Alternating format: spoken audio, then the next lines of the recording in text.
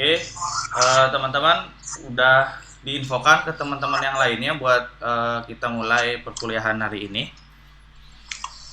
Sudah saya posting seluruh presentasi dan juga presensi. Presensi udah ngisi semua daftar hadirnya. Silahkan diisi terlebih dahulu di dalam classroom untuk tugas kelasnya. Di tugas kelas ya, classroom sudah ada.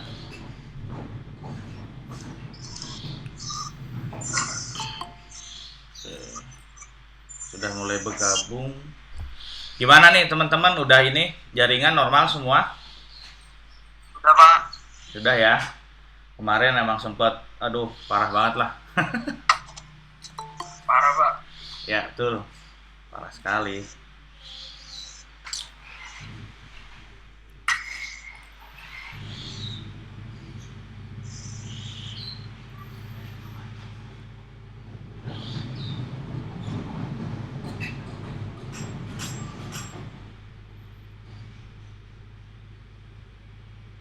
Oke, kita tunggu ya sekitar sampai dengan pukul 8.40 atau 45 untuk teman-teman yang lainnya bisa join ya, biar sekalian kita bareng mulainya supaya tidak ada yang tertinggal. Bisa tolong diinformasikan di dalam grup kelasnya teman-teman. Ya Pak, siapa?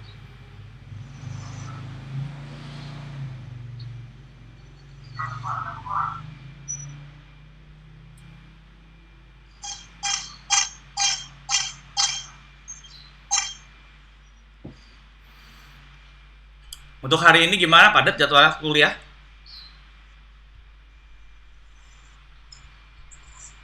Sudah Pak, nggak terlalu padat. Hari ini berapa mata kuliah teman-teman? 2 Pak. 2. Oh Ya, mantep, Pak. mantep.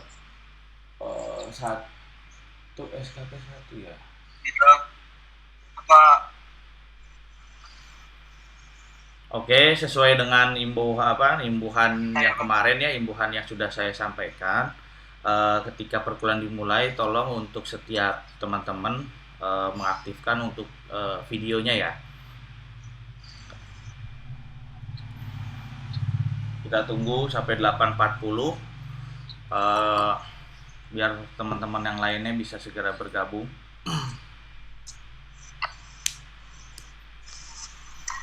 Berarti teman-teman semua untuk mata kuliah minggu ini udah minggu kedua ya pertemuan ya? Iya Pak. Gimana perkuliahan di Prodi Siskom dengan Lancar saya Pak. semua mata kuliahnya bisa mengerti? Atau mungkin ada yang bingung sebenarnya? Kalkulasi enggak Pak? Yang mana? Kebanyakan Fisika, apa? Pak. Materi apa, kalkulus? Pusing Pak. Pusing Pak. Fisika Pak. Fisika. Fisika, terus? Kalkulasi Pak. Terus? Pak. Itu aja sih Pak. Saya Pak. Pokoknya perhitungan pusing Pak. Iya Pak. Iya, karena memang kalau untuk prodi sistem komputer dan teknik informatika, sistem informasi pasti seperti itu untuk di awal-awal. Karena memang itu matematika pun juga sebenarnya basic ya, lebih ke arah basic seperti kayak kalkulus dan sebagainya. Matematika diskrit itu memang luar biasa lah. Jadi pasti teman-teman di semester awal ya itu berat lah, tapi mudah-mudahan teman-teman bisa mengikuti, karena biasanya berat itu cuma sampai semester 5 atau 6 gitu kalau nggak salah. Nah nanti 7-8 nya atau 5-6-7 atau 6-7-8 itu udah mulai berkurang tuh, tapi pusingnya berbeda gitu, bukan lagi masalah materi tapi lebih ke arah keahlian-keahlian khusus, itu lebih ke arah skill-skill yang berbeda gitu.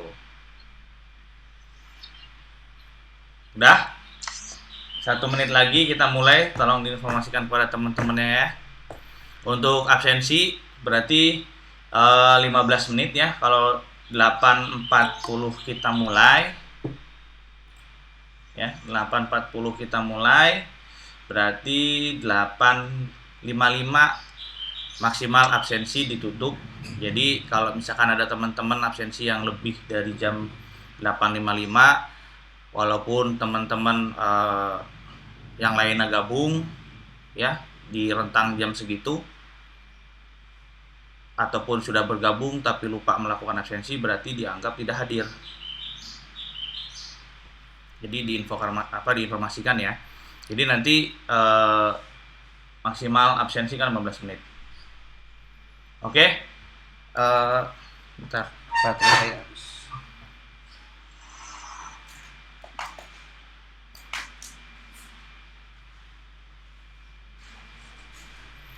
Sip.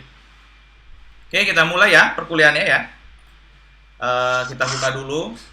Bismillahirrahmanirrahim. Assalamualaikum warahmatullahi wabarakatuh. Selamat pagi teman-teman semua. Pagi, Pak. Oke, terima kasih kepada teman-teman sudah meluangkan waktu pagi hari ini untuk bisa bergabung dalam kelas Meet ya, yaitu dalam perkuliahan algoritma dan pemrograman. Oke, kita langsung saja lihat. Teman-teman boleh disimak materi yang sudah saya berikan di pertemuan kedua. Gimana? Oke, berarti delay ya, masih ada jaringan yang delay berarti. Oke, coba boleh lihat di tugas classroom-nya. Di pertemuan kedua itu sudah ada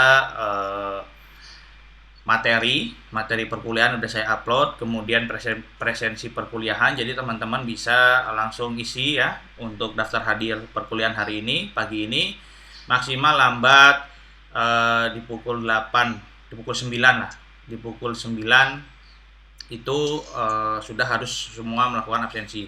Bila mana teman-teman ada yang belum melakukan absensi di atas pukul 9, berarti dianggap untuk perkuliahan hari ini tidak mengikuti. Apabila mengikuti Google Meet gitu ya, tapi tidak melakukan absensi, maka akan sangat disayangkan, berarti pertemuan hari ini secara kehadiran teman-teman tidak mengikuti. Kemudian bisa kita simak materinya.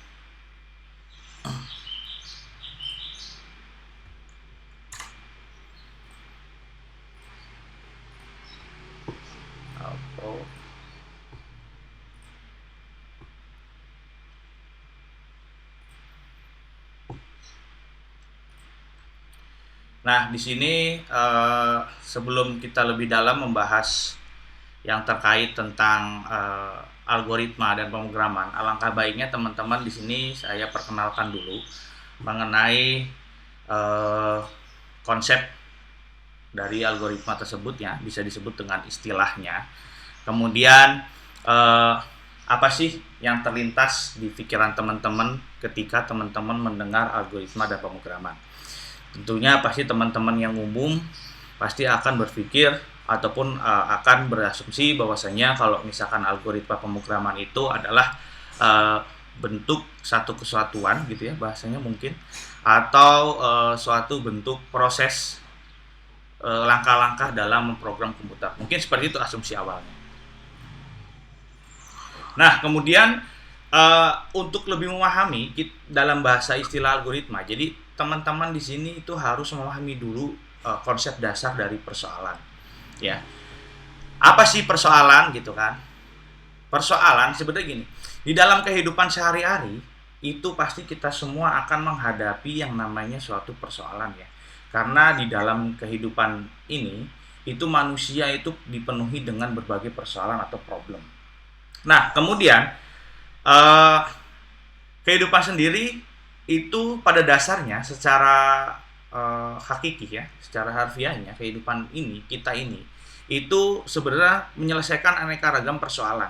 Jadi di kehidupan sudah jelas kita banyak problem persoalan. Nah, yang mendasari dari problem persoalan tersebut yaitu untuk menyelesaikan aneka ragam dari persoalan itu sendiri. Nah, kemudian dalam bahasa Indonesia, persoalan itu bisa diartikan suatu bentuk masalah. Nah, jadi ketika ada teman-teman mendengar suatu persoalan, maka persoalan itu sama dengan masalah. Nah, kalau menurut Kamus Besar Bahasa Indonesia, ya, persoalan adalah suatu yang harus diselesaikan ataupun dipecahkan. Nah, ini. Terus kemudian menurut Neopolitan ya.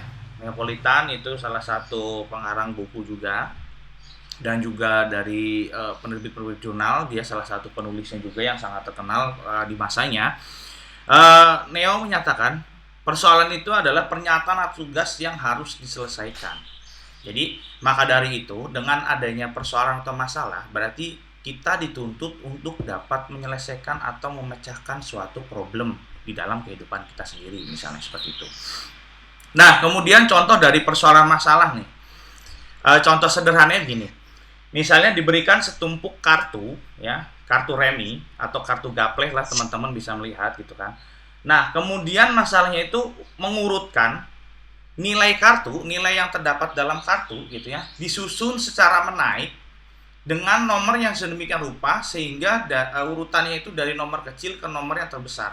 Berarti kan secara prosesnya kita akan melakukan, pertama dilihat dulu ada berapa banyak jumlah kartu. Misalkan di dalam kartu remi kita ambil sampling 10 gitu kan, atau 15 kartu.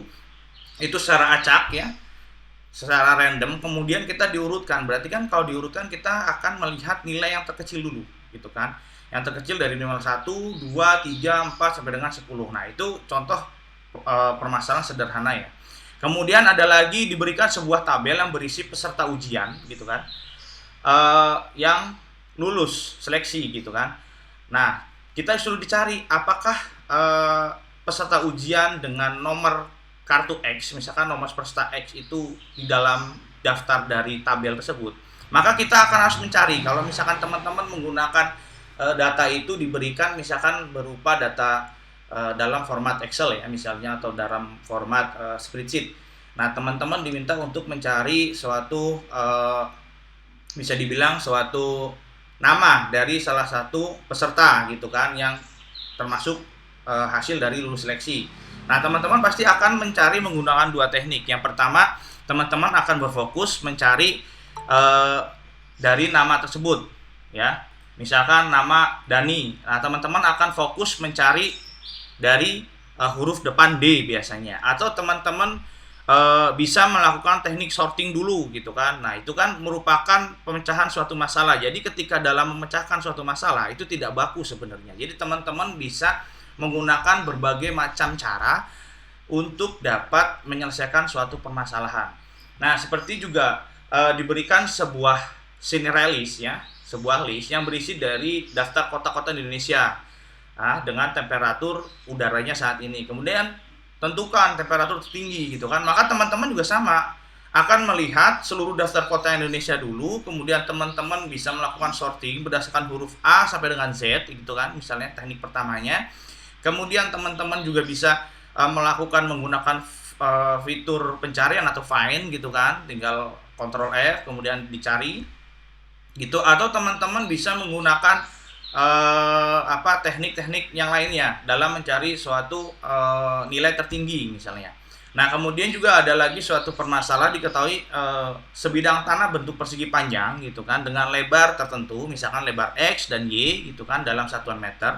Kemudian teman-teman diminta untuk melakukan perhitungan luas tanah, misalkan seperti itu. Nah, berarti teman-teman akan langsung berpikir, oh ini rumus apa yang saya buat gitu kan, misalnya oke, persegi panjang. Nah, persegi panjang berarti kita harus mengetahui dulu berapa panjang dan kali lebarnya, kemudian baru kita kalikan. Nah, seperti itu kan contoh penyelesaian dalam suatu masalah. Nah, ada juga bentuk persoalan masalah dalam bentuk parameter gitu kan. Nah, seperti contoh misalkan persoalan untuk sorting ya, yang tadi saya bilang. Diberikan sebuah nilai S yang berisi nilai N buah nilai, urutkan S hingga tersusun dalam urutan menarik. Nah, itu maksudnya list S dan list N itu merupakan suatu bentuk parameter gitu ya. Kemudian juga ada contoh persoalan pencarian ya. Diberikan sebuah list S gitu kan yang bernilai N, apakah sebuah X terdapat di dalam S. Nah, itu seperti tadi yang sebelumnya, kalau misalkan tadi yang diawalkan menggunakan mencari suatu nama peserta gitu kan, atau nomor peserta di dalam tabel yang lulus seleksi gitu kan. Nah, ini merupakan bentuk dari pernyataan-pernyataan berbentuk parameter. Nah, setiap persoalan umumnya mengandung suatu lebih lebih satu atau lebih dari parameter itu sendiri. Jadi parameternya nggak baku seperti yang dicontohkan, hanya ada parameter S, N gitu kan, atau X. Nah itu bahkan bisa lebih. Nah, pemberian nilai untuk semua parameter persoalan itu bisa dinamakan dengan instansi persoalan. Nah, jadi istilah dari instansi persoalan adalah gitu kan, pemberian suatu nilai untuk semua parameter dalam suatu persoalan gitu. Kemudian dari istilah instansi persoalan itu juga bisa dijabarkan lagi dalam bentuk solusi. Jadi dalam suatu masalah atau problem, teman-teman dituntut untuk menyelesaikan masalahnya. Nah, istilah dalam menyelesaikan masalah tersebut gitu kan, itu bisa kita ambil dengan atau bisa disebut dengan solusinya gitu. Jadi kita pecahkan dulu nih paradigmanya gitu kan. Oke, ada masalah, selesaikan.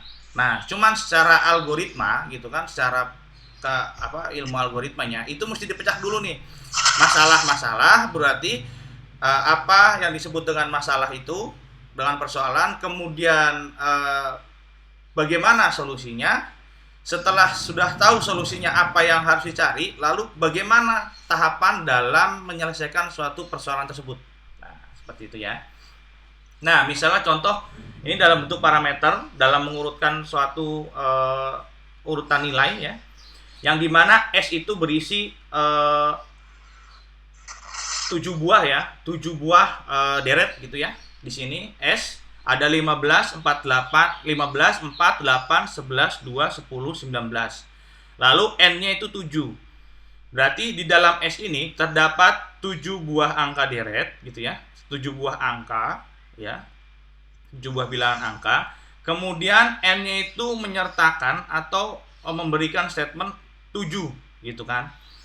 Jadi dari 7 ini itu di dalamnya ada sebuah list data 7 gitu kan. Nah, kemudian diurutkan yaitu dari nilai yang terkecil hingga yang terbesar. Nah, seperti itu ya. Nah, kemudian dalam algoritma tentunya ada sesosok orang gitu ya, sosok manusia yang mempelopori dari suatu keilmuan tersebut. Bisa dikatakan sebagai pencipta atau penemu. Nah, inilah kenapa mahasiswa dan peneliti berikut akademisi itu dituntut untuk selalu melakukan penelitian gitu kan, untuk dituntut selalu melakukan learning gitu kan. Nah, itu tujuannya pertama yang mudahnya untuk dapat mengembangkan suatu keilmuan tertentu. Kemudian yang kedua adalah untuk dapat menemukan penemuan baru yang nantinya akan bermanfaat dalam kehidupan manusia yang kedepannya. Seperti contoh ya, dalam sejarah algoritma itu ada Al-Khawarizmi, itu merupakan sosok ahli matematika dan astronomi. Beliau orang yang pertama menemukan istilah algoritma ya. Jadi algoritma itu kalau di dalam keilmuan teknik informatika, terus sistem komputer ataupun ilmu komputer, sistem informasi gitu kan. Jadi algoritma itu merupakan jantungnya dari keilmuan tersebut. Seperti layaknya manusia, kalau tidak ada jantung maka tidak akan berfungsi seluruh tubuhnya, seperti itu. Nah, algoritma sendiri itu berasal dari kata algorithm yang artinya perhitungan dengan angka bahasa Arab. Karena beliau lahir ataupun merupakan sosok orang dari tanah Arab ya. Kemudian perubahan kata algorithm itu berubah menjadi algoritma. Kenapa? Karena kata tersebut sering dikelirukan dengan aritmatik. Sehingga kata akhiran SM dan kata akhiran THM gitu kan, itu dirubah menjadi kalau secara bahasa internasional menjadi algoritma. Kemudian dalam bahasa Indonesia sendiri algoritma itu kerap disebut algoritma gitu. Nah, itu sejarahnya. Kemudian kita masuk mengenai apa sih algoritma gitu ya. Nah, secara definisi umum gitu ya. Secara definisi umumnya, algoritma adalah urutan langkah-langkah untuk menyelesaikan suatu persoalan yang bersifat logis dan juga sistematis.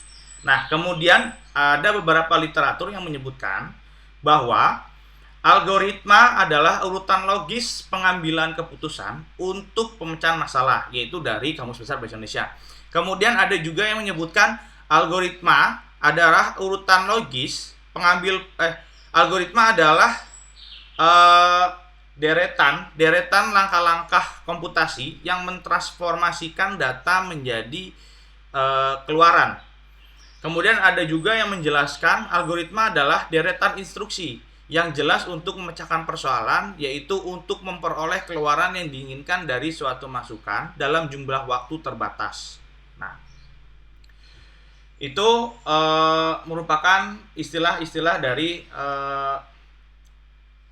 definisi algoritma ya. Kemudian kita merujuk pada sumber bacaan yang saat ini ataupun yang kedepannya teman-teman bisa sama-sama merujuk dalam sumber bacaan, yaitu karya dari Rinaldi Munir ya. Kebetulan saya menggunakan buku itu sebagai bahan acuan dalam proses belajar mengajar perkuliahan algoritma. Nah, di sini Rinaldi Munir juga menyebutkan algoritma adalah urutan langkah-langkah untuk menyelesaikan suatu persoalan. Jadi itulah yang beliau ungkapkan mengenai definisi algoritma. Kemudian masuk kepada fungsi dari algoritma itu sendiri. Nah, jadi secara definisi kita sudah mengetahui algoritma itu apa, gitu kan. Secara bentuk persoalan dan masalahnya kita juga sudah jelas menggambarkan suatu bentuk dari persoalan itu seperti apa. Nah, kemudian kita masuk ke dalam fungsi dari algoritma itu sendiri gitu. Pada dasarnya fungsi utama algoritma adalah untuk memecahkan suatu persoalan atau masalah. Nah, jadi pada dasarnya fungsinya itu untuk ke sana, tujuan besarnya gitu. Jadi tujuan besar suatu fungsi itu adalah untuk menyelesaikan suatu persoalan. Nah, kemudian ada beberapa fungsi, gitu kan? Ada beberapa fungsi dan manfaat dari algoritma itu sendiri. Yang pertama, algoritma dibutuhkan untuk memerintah komputer dalam mengambil langkah-langkah tertentu untuk menyelesaikan suatu permasalahan. Kemudian membantu menyederhanakan suatu program yang rumit, gitu ya, yang rumit dan sangat besar. Selanjutnya memudahkan dalam membuat suatu program dalam masalah tertentu. Kemudian ada yang keempat ialah algoritma dapat digunakan berkali-kali untuk menyelesaikan suatu persoalan. Yang kelima, membantu memecahkan suatu persoalan dengan logika dan sistematis. Yang keenam, meminimalisir penulisan program secara berulang. Yang ketujuh, itu memudahkan membuat program menjadi lebih terstruktur sehingga lebih mudah dipahami dan dikembangkan. Yang kedelapan, mudah dalam proses memodifikasi ya, ketika akan mengembangkan suatu algoritma ataupun program, dan juga mudah mengidentifikasi ketika terjadinya kesalahan. Karena algoritma dapat membantu menemukan kesalahan di alur kerja yang jelas. Yang kesembilan, memudahkan proses dokumentasi. Nah, itu merupakan rincian dari beberapa fungsi ataupun manfaat algoritma. Kenapa sih fungsi ini itu harus tersedia di dalam algoritma? Karena gini, secara keseluruhan dari ke-9 poin ini itu menjelaskan bahwasanya algoritma itu merupakan bentuk cara, langkah, proses dalam menyelesaikan suatu permasalahan, khususnya di dalam keilmuan komputer gitu ya. Nah, algoritma juga itu mampu menyederhanakan suatu program yang rumit. Misalnya contoh begini, teman-teman diminta untuk membuat program membuat program misalnya yang hasil outputnya itu dapat memberikan informasi mengenai IPK penilaian. Nah, itu kan secara notasinya ya, gitu ya. Teman-teman ada masalah seperti itu. Kemudian, jika teman-teman membuat programnya itu rumit gitu ya. Nah, itu bisa disederhanakan oleh algoritma gitu. Jadi, algoritma itu mampu menyederhanakan suatu program yang rumit dan besar. Kemudian, algoritma juga dapat dipakai atau dapat digunakan secara berulang kali. Misalnya, dalam contoh kondisi tertentu, misalnya teman-teman suruh dibuat atau diminta dibuatkan suatu program A. Kemudian beberapa bulan kemudian teman-teman juga mendapatkan lagi suatu proyek, pekerjaan ataupun tugas membuat program B. Nah, setelah diidentifikasi, ya, setelah diidentifikasi bahwasanya untuk menyelesaikan suatu persoalan antara aplikasi A atau sistem A dengan aplikasi B, ternyata itu sama gitu kan. Nah, maka teman-teman bisa menggunakan proses algoritma yang sama juga. Jadi bahasanya teman-teman kalau misalnya pada umumnya kita bisa copy paste lah gitu bahasanya. Jadi di copy paste di program yang baru. Walaupun kondisinya berbeda gitu. Nah, kemudian di sini ada contoh ya, algoritma pertukaran isi gelas nih. Nah, misalnya ada 2 buah gelas yang berisikan kopi dan teh, gitu kan. Nah, gelas A berisi teh dan gelas B berisi kopi. Lakukan pertukaran 2 buah gelas nilai ini sehingga gelas A berisi kopi dan gelas B berisi teh. Sok, coba menurut teman-teman gimana caranya? Kita cuman ada 2 buah gelas, yang satunya isi teh, yang satunya isi A. Ada yang bisa menjawab gak? Gimana cara mempertukarkan isi ini?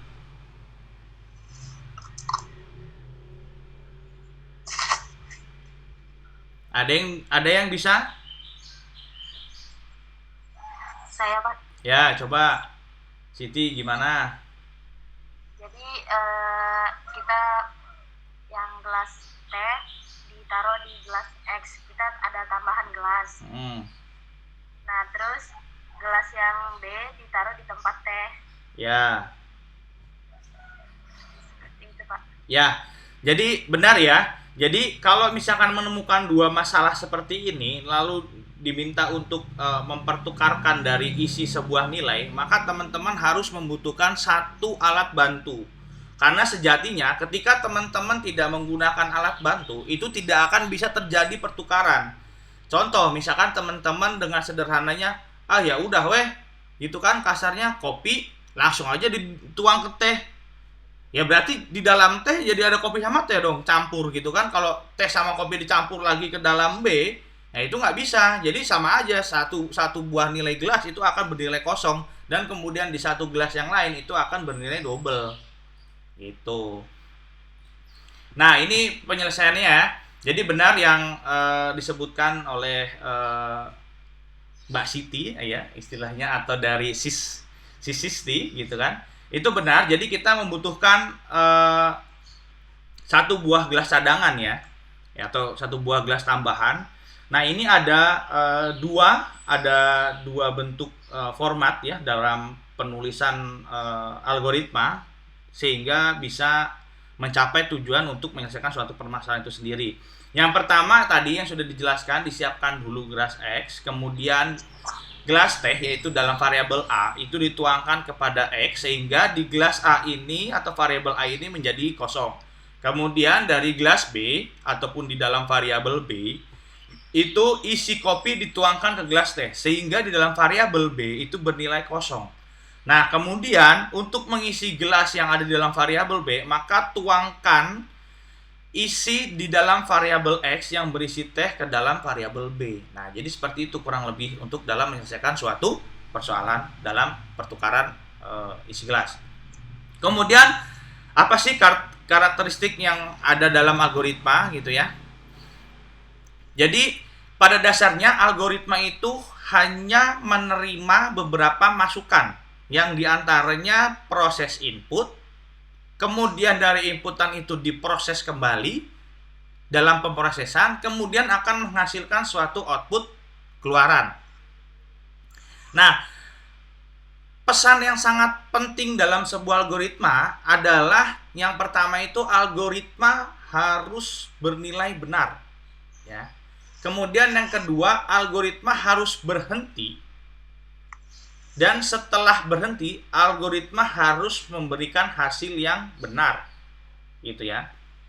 Kemudian sebaliknya, jika algoritma salah, maka algoritma pun juga harus mampu memberikan informasi letak kesalahannya di mana. Gitu.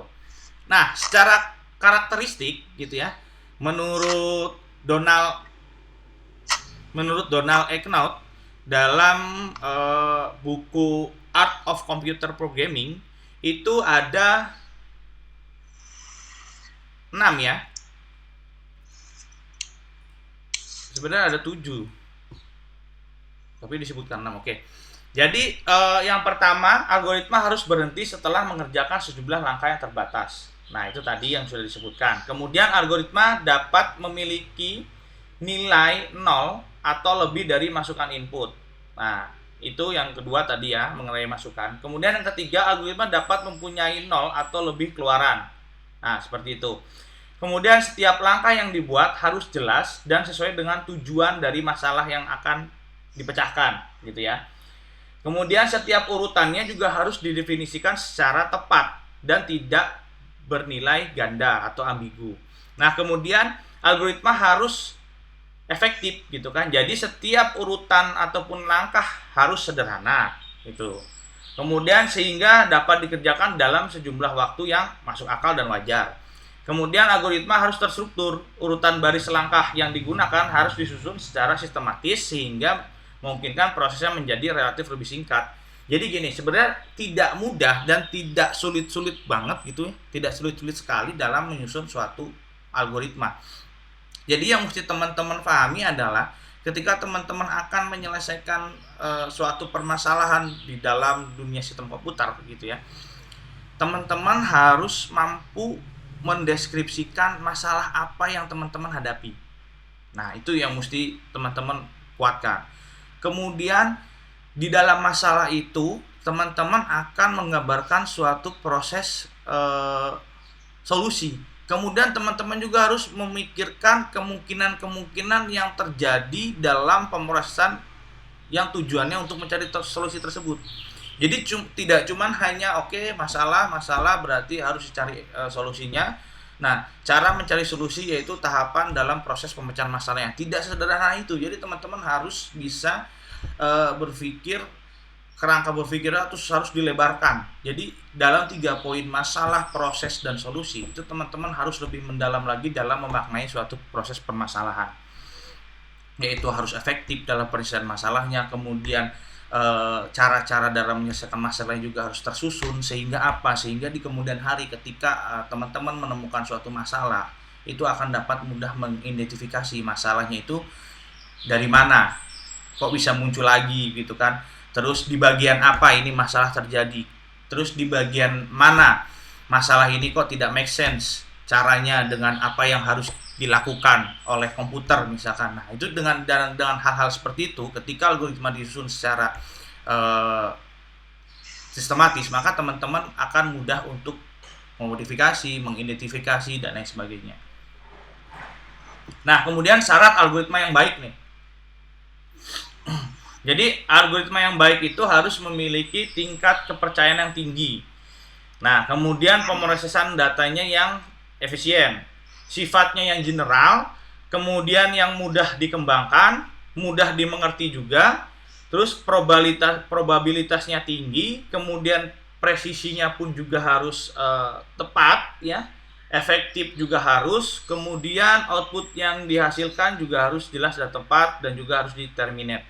Nah, dalam bahasa terminate ini tuh harus bisa dihentikan. Jadi gini, algoritma itu kalau misalkan teman-teman tidak menggunakan teknik-teknik tertentu dalam penyusunan sebuah algoritma, maka algoritma akan terus berjalan. Ada yang namanya algoritma pengulangan. Jadi algoritma akan selalu melakukan pengulangan. Prosesnya yang dikerjakan itu terus. Itu saja gitu. Nah, kalau misalkan teman-teman tidak mendesain algoritma itu harus berhenti, maka berarti algoritma tersebut itu tidak efektif. Gitu ya. Nah, kemudian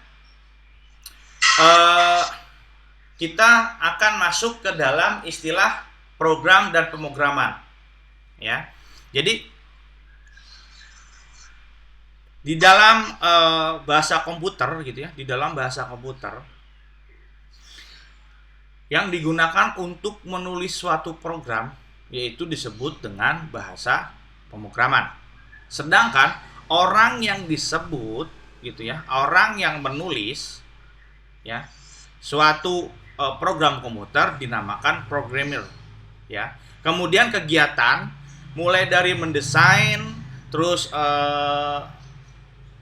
menuliskan gitu ya, terus menerapkan ya dalam suatu bentuk bahasa pemrograman tertentu, itu sering disebut dengan istilah kode program. Sehingga menulis program sering disebut dengan istilah coding. Nah, jadi kalau misalnya teman-teman pasti sangat sering mendengar istilah coding gitu ya. Coba lihat codingan. Lu belajar bahasa pemrograman apa gitu kan. Lu kerjanya sebagai apa sih? Misalnya kan gitu. Misalkan ada teman yang jawab, gue kerjanya sebagai programming boy gitu, atau programming coy. Terus apa sih yang lu pelajarin sehingga lu mampu menguasai bahasa-bahasa pemrograman gitu kan? Gue begini bro gitu. Misalkan coba gue lihat dong codingan lu gitu kan, atau gue lihat kode program lu gitu istilahnya. Nah, istilah-istilah tersebut itu teman-teman jangan sampai keliru ya, karena pada dasarnya itu merupakan istilah yang mendasar sebenarnya. Jadi seperti bahasa pemrograman. Nah, bahasa pemrograman itu jelas ya, yaitu merupakan bahasa dari bahasa-bahasa program ya. Seperti contoh bahasa pemrograman itu, kalau misalnya yang sekarang lagi familiar apa ya, Python misalnya, PHP, Java. Nah, itu merupakan bentuk dari bahasa pemrograman. Nah, kemudian orang yang melakukan menulis program itu yaitu sebagai programmer. Nah, jadi seperti itu ya. Jadi banyak pekerjaan jadi programmer itu juga banyak gitu ya. Jadi jangan sampai salah nih istilah seperti ini. Oke. Kemudian berarti secara harfiahnya belajar pemrograman dengan belajar bahasa pemrograman itu tidak sama ya.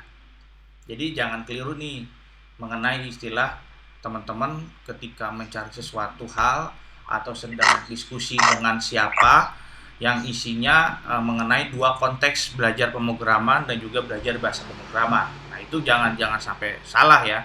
Kalau misalnya belajar pemrograman itu berarti teman-teman ya mempelajari metodologi pemecahan suatu masalah ya, yang kemudian masalah tersebut dituliskan menggunakan kata algoritma ya, istilah algoritma ya, dengan notasi algoritma tertentu. Nah, itu merupakan belajar pemrograman. Kalau belajar bahasa pemrograman seperti yang tadi dijelaskan di awal, berarti teman-teman itu siapa nih yang baru gabung?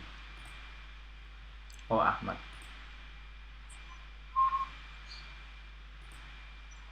Ya.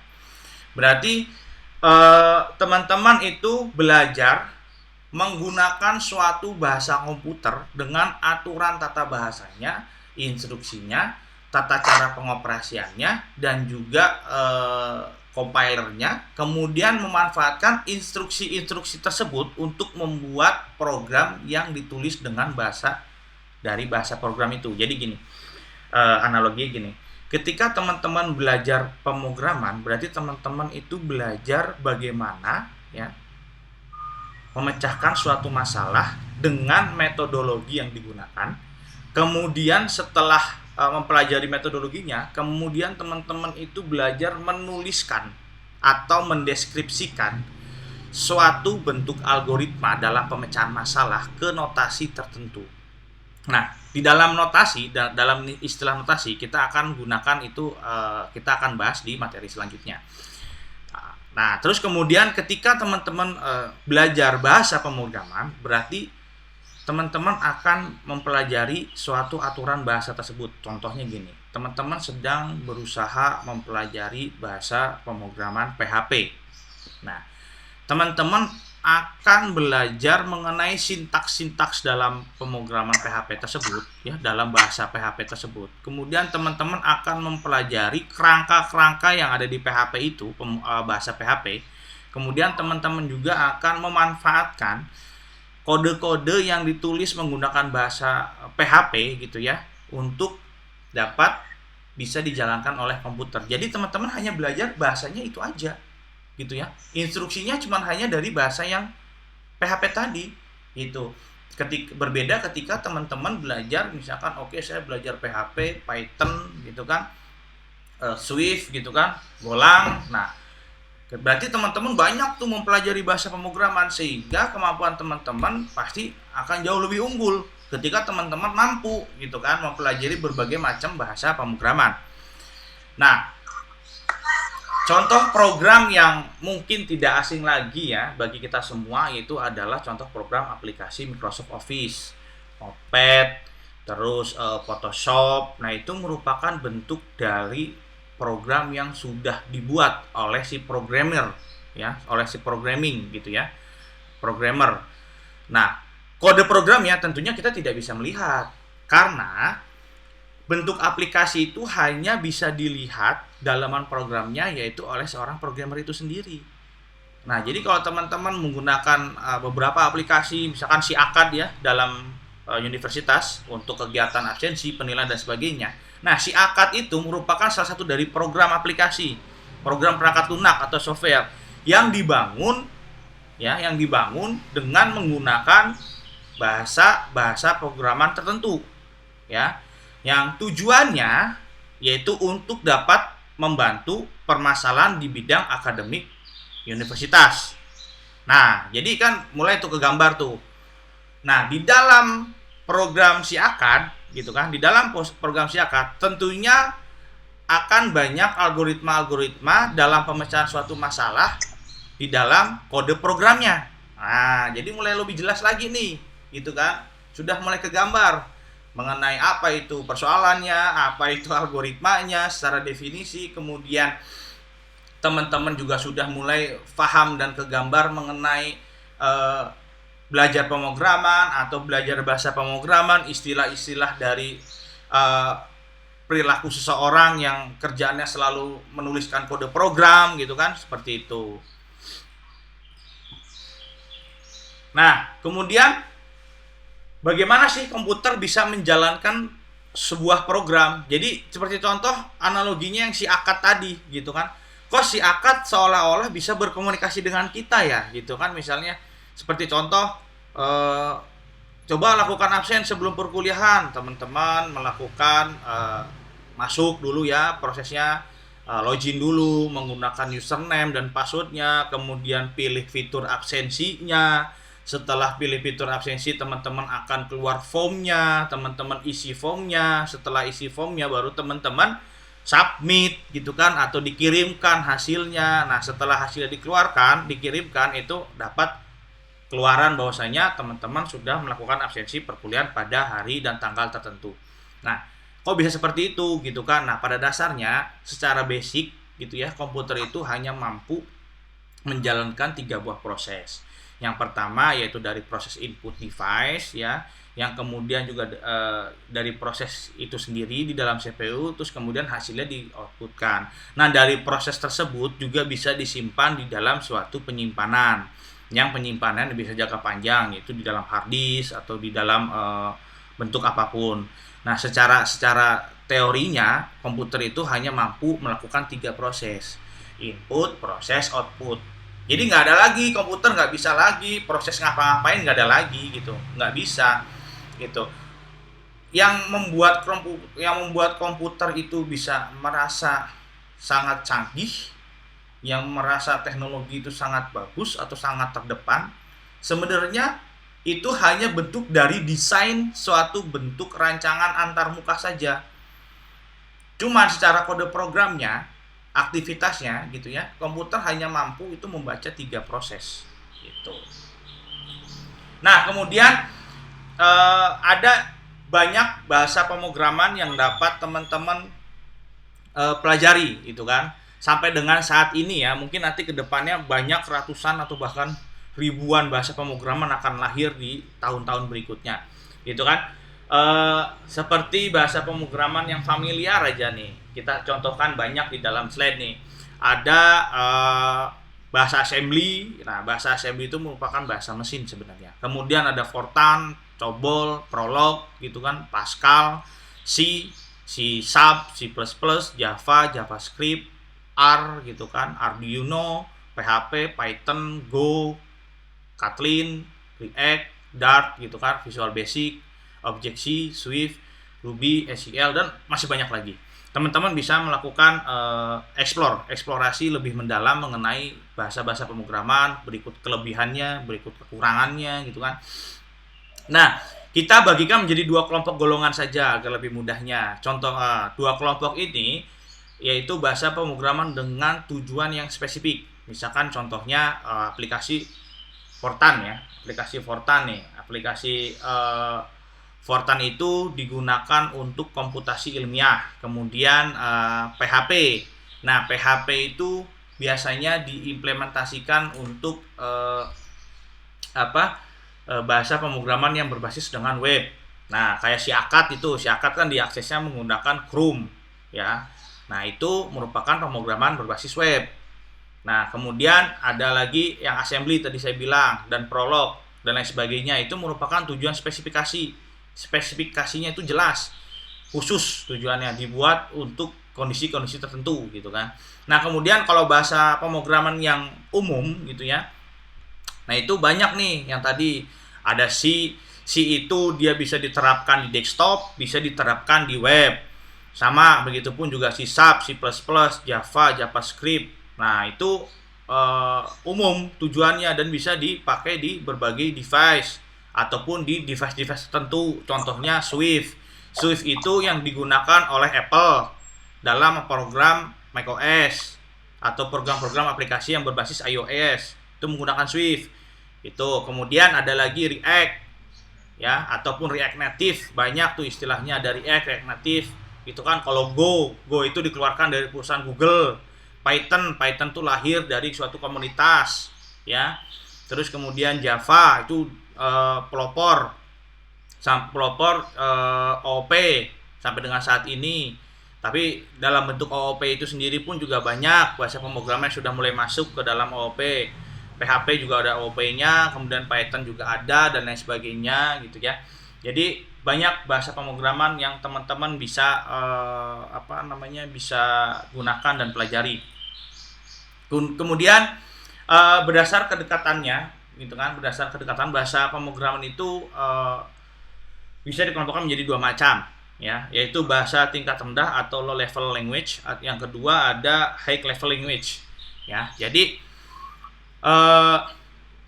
bahasa yang termasuk dalam low level language yaitu lebih jelasnya seperti bahasa assembly, yaitu bahasa assembly itu hanya mampu merepresentasikan berupa angka 0 dan 1. Nah, itu bahasa assembly. Kemudian kalau bahasa high level language itu bahasa yang secara sintaksnya notasinya itu lebih dekat ke bahasa manusia. Ya, jadi tapi lebih begini sih kalau untuk yang high level language itu, jadi kayak contoh suatu program di bahasa pemrograman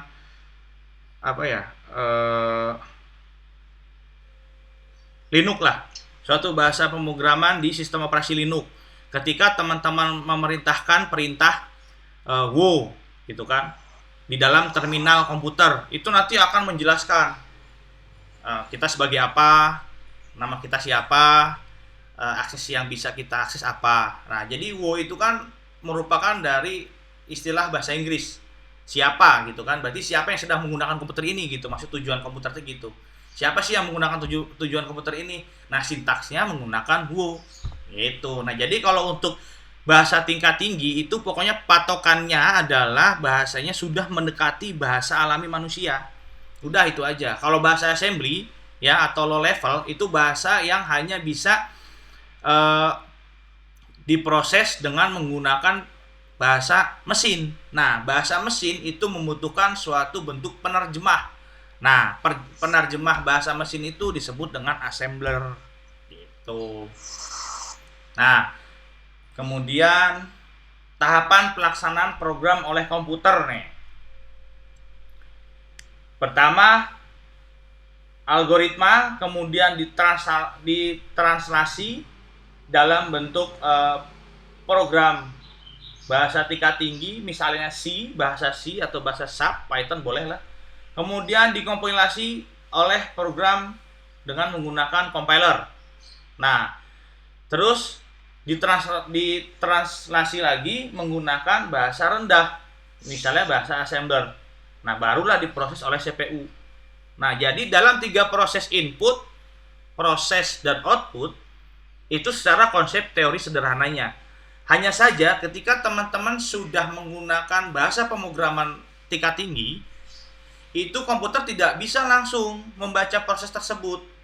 Komputer hanya bisa membaca proses itu kan tadi, input, proses, output. Ya, tapi teman-teman menggunakan bahasa WO, misalnya diketikkan terminal WO, ya kan? Atau diketikkan di terminal perintah apa gitu kan? Atau ketikan kode program apa. Nah, itu komputer nggak bisa langsung baca. Caranya adalah gitu ya, dari suatu bentuk program, di dalamnya kan terdapat suatu algoritma ya. Nah, algoritma itu dideskripsikan dan dituangkan menjadi bentuk suatu kode program. Nah, kode program yang teman-teman buat akan lebih mudah jika teman-teman menggunakan bahasa pemrograman tingkat tinggi ya. Nah, dari bahasa pemrograman tingkat tinggi itu lalu kemudian di compiler, yaitu tadi compiler kan sebagai istilah dari penerjemah bahasa mesin. Nah, dari bahasa WO tadi, dari bahasa WO misalkan ya, ketikan perintah WO. Nah, WO itu akan diterjemah oleh komputer menjadi angka biner. Angka biner adalah angka 0 dan 1. Nah, dari compiler itu setelah diterjemahkan menjadi bahasa mesin gitu ya, baru tuh masuk dalam istilah bahasa tingkat rendah atau level rendah.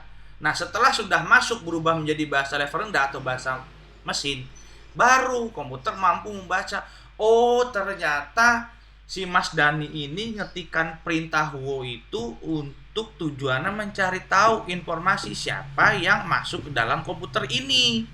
Ya udahlah, saya keluarkan misalnya Dani sebagai administrator komputer. Nah, dari Dani itu kan masih berupa angka 0 dan 1. Kemudian sebaliknya di compiler lagi menggunakan penerjemah. Barulah keluar istilah-istilah informasi yang berbentuk dengan bahasa manusia atau yang mendekati bahasa manusia itu sendiri. Jadi itu ya untuk proses bagaimana sebuah program itu bisa dijalankan oleh komputer. Kemudian tadi ada istilah yang namanya notasi algoritma ya. Nah, untuk dapat menulis dan mendeskripsikan sebuah algoritma, maka teman-teman harus menggunakan notasi-notasi tertentu ya. Nah, ada 3 notasi sebenarnya yang secara umum dapat dipelajari dari berbagai banyaknya notasi. Nah, yang pertama ada notasi kalimat deskriptif. Yang kedua ada notasi dari bagan alir atau flowchart. Yang ketiga ada notasi dari pseudocode ya. Nah, kemudian contoh dari menggunakan kalimat deskriptif nih ya. Misalkan menghitung rata-rata dari 3 buah data. Nah, seperti itu ya. Pertama, algoritmanya kita menggunakan bahasa Indonesia deh, yang mudah gitu kan. Pertama, baca bilangan A, B, dan C. Kemudian langkah keduanya, jumlahkan ketiga bilangan tersebut. Nah, setelah dijumlahkan, bagi jumlah bilangan tersebut dibagi dengan 3. Nah, setelah sudah dibagi, maka tulis hasilnya. Nah, dari situlah kita akan mendapatkan hasil rata-rata dari 3 buah nilai bilangan atau 3 buah nilai data. Jadi simpel ya sebenarnya, hitung rata-rata 3 buah data. Nah, cuman setelah dijabarkan dalam bentuk kalimat deskriptif ya, itu menjadi 4 tahapan gitu. Jadi memang panjang prosesnya. Jadi ketika teman-teman melihat suatu masalah, oh suruh menampilkan data mahasiswa, oke lah. Nah, nanti prosesnya panjang tuh, sintaks programnya panjang, algoritmanya pun juga panjang gitu kan. Nah, kemudian notasi kedua menggunakan bagan alir. Nah, ini ada simbol-simbol ya, simbol-simbol flowchart. Nanti teman-teman kalau misalkan kurang jelas bisa explore lagi untuk mengetahui simbol-simbol flowchart ini fungsinya untuk apa gitu kan, bagaimana, atau mungkin teman-teman bisa searching buku di dalam buku rekayasa perangkat lunaknya itu juga ada di situ simbol-simbol dan juga keterangan lengkap dan rinci mengenai flowchart, yaitu di dalam buku rekayasa perangkat lunak RPL. Nah, kemudian ini contoh dari penggunaan flowchart ya.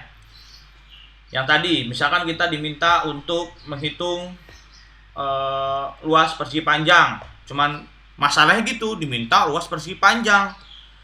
Nah, tetapi ketika dituangkan dalam algoritma, itu menjadi proses-proses sendiri. Yang pertama, proses start. Kita mulai ini dari mana nih? Kemudian masukkan nilai panjangnya.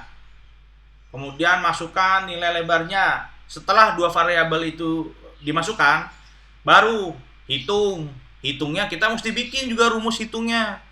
Luas sama dengan panjang kali lebar. Nah, setelah rumusnya sudah dibuat, baru si komputer akan menghitung inputan variabel A dan variabel B. Nah, setelah dihitung, baru tampilkan hasilnya. Setelah tampil, selesai proses dari algoritma itu sendiri. Nah, jadi sebenarnya yang tadi saya bilang, algoritma itu dalam mempelajarinya nggak susah-susah banget, juga nggak mudah-mudah banget. Gitu.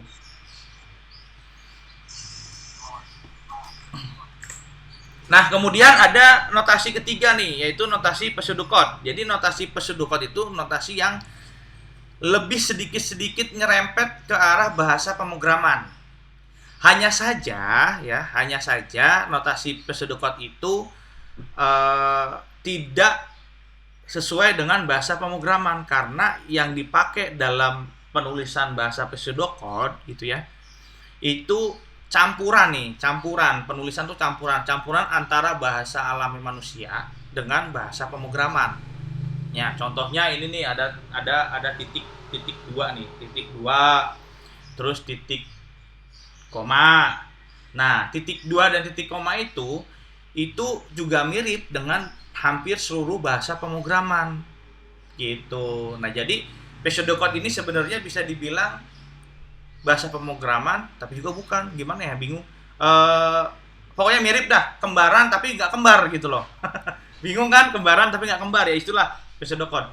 Nah, jadi misalnya suruh menghitung luas persegi panjang. Nah, contoh sintaksnya seperti ini. Program persegi panjang. Nah, kemudian di bawahnya kita berikan komentar. Program untuk menghitung luas persegi panjang, gitu kan. Nah, dideklarasikan apa aja gitu kan, variabel-variabel yang masuk dalam proses persegi panjang atau dalam proses menghitung persegi panjang. Dideklarasikan panjang dan lebar itu bilangannya harus integer. Nah, integer itu angka bilangan bulat. Nah, kemudian luas juga harus integer. Nah, mengenai tipe data ini, integer, float, dan sebagainya, itu berada di materi atau pembahasan mengenai data struktur. Ya, data struktur, variabel, nilai, nah itu di situ dibahasnya. Kemudian dideskripsikan, baca, panjang, dan lebar. Nah, kan kita menyuruh komputer baca, berarti yang inputkannya siapa? Ya kita sebagai pengguna. Panjang 10, lebar 5. Nah, berarti komputer hanya membaca nih, menerima inputan. Oh, berarti panjangnya 10, lebar 5. Oke. Habis itu diapain? Ya dihitung lah gitu kan. Kalau kita ngobrol dihitung lah. Ngitungnya pakai apa gitu kan? Kalau komputer ya pakai rumus. Ya mana rumusnya, lu aja belum kasih ke gua gitu. Kalau komputer bisa ngomong, "Oke deh, gua kasih rumus nih. Luas itu sama dengan panjang kali lebar, bro." Oh, siap. Berarti 10 kali 5 ya? Ya. Oke, gue hitungin. 50 udah keluar. Sip. Nah, baru mana hasilnya, bro? Sebentar. Lu belum nyuruh pintain gue keluarin hasilnya. Kenapa lu minta? Yaudah deh, keluarin hasilnya. Barulah komputer memberikan hasil, yaitu write luas. Nah, istilah write, output, itu kan merupakan istilah-istilah bahasa manusia. Cuman write juga itu bisa ditulis dalam bahasa pemrograman C. Jadi yang tadi saya bilang, pseudocode itu kembar, tapi nggak kembar sejati gitu. Jadi cuman hanya mirip-mirip aja lah gitu. Nah, kemudian ada bahasa pemrograman prosedural. Nah, gitu ya. Prosedural itu dari Kamus Besar Bahasa Indonesia, yaitu ada 2 makna ya, menurut Kamus Besar Bahasa Indonesia, yaitu tahapan-tahapan kegiatan untuk menyelesaikan suatu aktivitas. Yang kedua merupakan metode langkah demi langkah secara eksak dalam memecahkan suatu masalah. Nah, jadi kalau kata prosedural itu, jadi teman-teman mesti secara prosedur lah, nggak boleh ngacak. Pokoknya ngerjakan itu harus tersusun. Ketika proses ini belum selesai, jangan pindah ke proses yang lain, selesaikan dulu yang ini, gitu kan bahasanya. Nah, pemrograman prosedural itu dibedakan menjadi dua bagian, antara bagian data dan bagian instruksi, gitu ya. Terus pemrograman, udah selesai. Nah, kemudian selain paradigma pemrograman prosedural, juga ada paradigma yang populer nih, yaitu paradigma pemrograman berorientasi objek atau sering disebut dengan istilah OOP. Jadi kalau teman-teman lagi searching di YouTube nih, belajar bahasa pemrograman atau belajar pemrograman misalnya, nanti pasti suka keluar tuh istilah-istilah OOP, OOP, OOP. Nah, OOP itu apa sih gitu kan?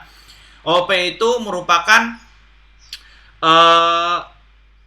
paradigma data dan instruksi itu ya dibungkus menjadi dalam satu kelas gitu ya. Nah, jadi gini bahasanya. Misalnya manusia. Nah, kelas manusia itu berarti kan ada, dia teh berarti kalau kelas ada namanya, manusia itu punya nama. Kemudian manusia itu pasti memiliki perilaku. Terus manusia itu pasti memiliki sifat. Manusia itu pasti memiliki warna kulit. Manusia itu pasti memiliki matanya satu apa dua gitu kan. Atau manusia itu pasti memiliki dua telinga, dua tangan, dua kaki. Nah, dari berbagai macam atribut itu bisa dikelaskan menggunakan istilah kelas, yaitu dari pemrograman OOP. Nah, untuk pemrograman OOP ini memang saat ini lagi familiar nih, lagi trendingnya dan lagi banyak yang dipelajari gitu kan. Tapi sebelum kita beralih ke pemrograman OOP, alangkah lebih baiknya kita juga harus mempelajari pemrograman prosedural. Sehingga apa? Sehingga dalam beralih dari prosedural ke OOP itu tidak sulit-sulit banget kita mempelajarinya gitu. Nah, sampai di sini pertemuan kita selesai nih. Kemudian ada yang mau ditanyakan tidak mengenai terkait materi yang sudah dipaparkan nih teman-teman?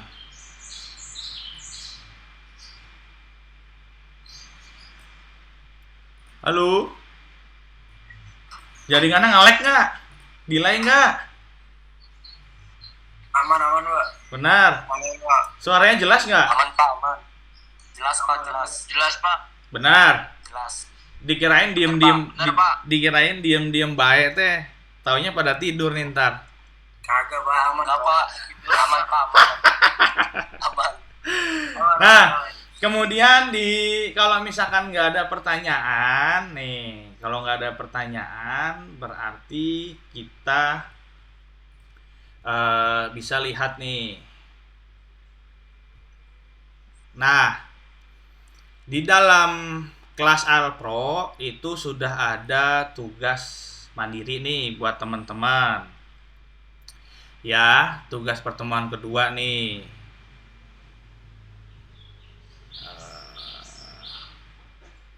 Nah, tugas ini belum saya publish ya. Sekarang saya publish dulu tugasnya.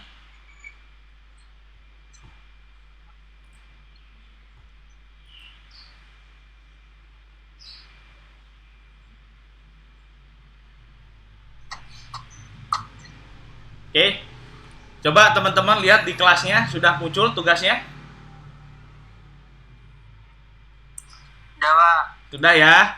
Nah, tugas ini itu ada batas waktu mengumpulkannya sampai dengan jam 23.00 atau jam 12 malam. Jadi waktunya sangat panjang untuk teman-teman bisa bisa menyelesaikan tugas ini. Nah, kita bahas sekilas mengenai tugas ini. Jadi di sini akan ada 5 tugas. Di sini formatnya sudah disediakan setiap nggak kelihatan. Bentar, saya stop sharing dulu yang ini, berarti saya pindah ke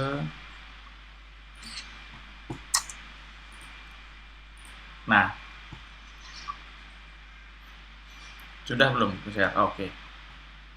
Nah, jadi tugasnya itu ada 5 buah tugas.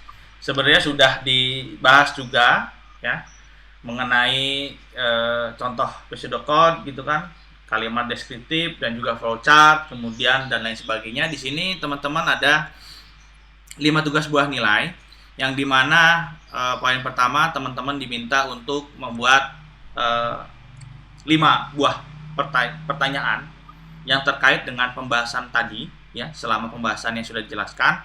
Kemudian teman-teman dimintakan untuk memberikan jawaban dari pertanyaan yang teman-teman buat.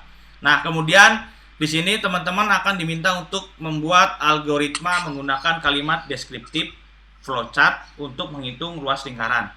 Selanjutnya yang ketiga adalah teman-teman akan diminta membuatkan algoritma pengulangan ya, algoritma pengulangan sih lebih tepatnya karena dilakukan sebanyak 5 kali ya. Itu menggunakan notasi pseudocode dan juga flowchart. Nah, yang keempatnya teman-teman akan diminta untuk membuat suatu algoritma dalam menentukan sebuah bilangan tersebut bilangan genap atau ganjil. Nah, kemudian yang kelima adalah teman-teman akan diminta untuk menuliskan beberapa algoritma yang ada di dalam kehidupan sehari-hari. Nah, itu bebas. Algoritmanya teman-teman bisa menggunakan kalimat deskriptif atau bisa menggunakan flowchart atau bisa menggunakan pseudocode ya. Jadi untuk poin kelima ini bebas, teman-teman bisa pilih ya. Kalau misalkan menggunakan pseudocode ya tulis menggunakan pseudocode. Itu di sini minimal 1 ya. Jadi minimal 1 ini. Di sini minimal 1. Oke, saya perjelas deh. Bisa nggak? Oke, minimal 1 buah. Nah, oke, saya perjelas sudah. Nah, jadi teman-teman nanti ketika tugasnya langsung mengerjakan di sini ya, di slide 2 karena ini format sudah disiapkan. Nah, oke, jadi seperti itu ya teman-teman ya. Berarti yang udah join semua totalnya 20 kah? Berarti ada yang udah join, berarti ada yang belum join kelas ya? Ada yang belum join kelas? Masih pada tidur kali, Pak. Oh, Masih pada molor kali, Pak. ya. Ini posisinya yang sudah gabung ada 20 siswa ya. Ada 20 siswa yang bergabung dalam kelas Alpro 1 SKP 1, sedangkan di pertemuan hari ini ada sudah keluar tadi 21. Ada yang keluar 1. Jadi itu ya teman-teman ya. Bisa dikerjakan. Ada yang ingin ditanyakan terkait materi yang sudah dibahas teman-teman? Kalau tidak, kita akan segera bisa tutup pertemuan perkuliahan hari ini. Cukup jelas materi yang saya paparkan? Cukup, Pak. Cukup ya? Pak. Oke, kalau begitu Pak. alhamdulillah, mudah-mudahan teman-teman bisa mengerti, bisa sangat jelas memahami mengenai konsep ataupun pengantar dari algoritma itu sendiri. Nah, nanti mudah-mudahan ke depannya kita akan terus mengupas secara dalam mengenai proses algoritma. Jadi teman-teman di perkuliahan ini diharapkan itu mampu membuat suatu algoritma menggunakan notasi, baik notasi deskriptif, notasi pseudocode, notasi flowchart ya. Di dalam pertemuan ini tujuannya teman-teman ke sana. Jadi teman-teman mampu memahami tentang konsep algoritma, memahami konsep tentang pemrograman, berikut isi kandungan yang ada di dalamnya, kemudian teman-teman mampu menerjemahkan dari suatu proses algoritma ke dalam bentuk tulisan algoritma, yaitu menggunakan notasi-notasi dari 3 notasi tersebut.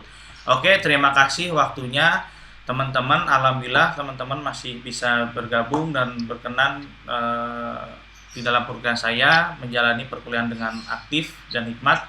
Sebelum kita akhiri pertemuan ini, tolong dinyalakan dulu videonya. Kita akan ada sesi foto sebagai bentuk dokumentasi perekaman perkuliahan pada hari Jumat tanggal 24 September 2021 ya. Teman-teman yang belum bisa tolong aktifkan videonya.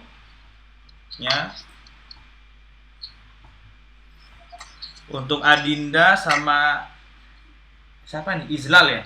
Adinda, Izlal dan Gita. Dan juga William, oke sudah. Adinda ada, halo? Oke, Israel. Untuk Adinda. Oke ya, kita mulai saja untuk dokumentasi sesi fotonya. 1, semua standby. 1, 2, 3. Oke, terima kasih. Untuk teman-teman, oh Adinda belum ya? Oh Adinda masih tidur kayaknya. Ya udah ya, terima kasih untuk pertemuan hari ini, teman-teman terbaik dah pokoknya. Oke, saya tutup. Bila taufiq hidayah. Wassalamualaikum warahmatullahi wabarakatuh. Selamat pagi, sampai bertemu di pertemuan selanjutnya. Waalaikumsalam. Waalaikumsalam warahmatullahi. Makasih banyak Pak. Gideon mandi, Gideon. Gideon mandi, Oke, Gideon. sama-sama. Alma Esa mandi Jumatan.